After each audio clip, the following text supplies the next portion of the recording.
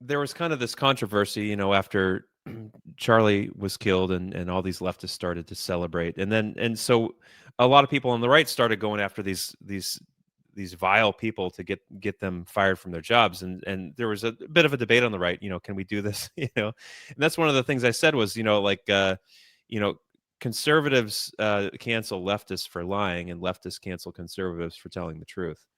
Um, so it's not quite a double standard, but it is interesting. It does bring up an interesting, dilemma. Like, I guess, what are your thoughts on it? Because I guess I haven't come to my own conclusions on it. I do think that, um, like professionals who maybe who are like nurses and doctors, if you're celebrating someone's death because you differ with them politically, you shouldn't be a nurse or a doctor. That's a safety issue. If you're a Exactly.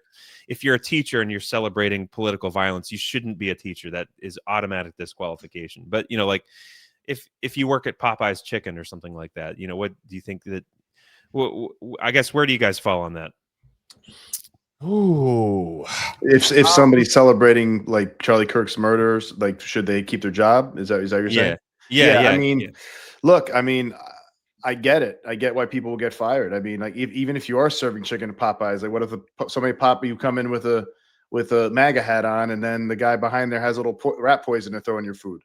That's true. Yeah. So I mean, like, that he's handling food.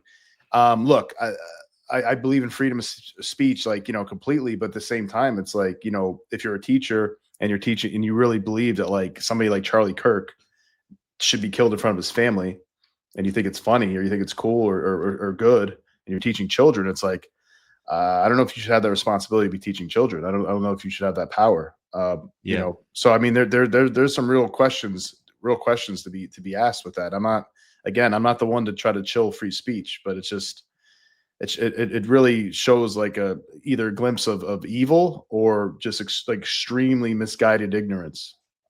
It's And really I- troubling how many people really actually felt that they were safe and were totally comfortable doing right that in Yes. public. That's so that's what happens when you call people a Nazi or fascist for 10 Yeah. years, because you're thinking, like, oh, well, that's basically Hitler they just killed, and if you support him, you're basically Hitler too. So of course you should be killed. I work in a You're Hitler. You're basically Hitler. You're Hitler 2025. It's like, that's kind of basically what they believe, more or less. I mean, at least that's how they talk.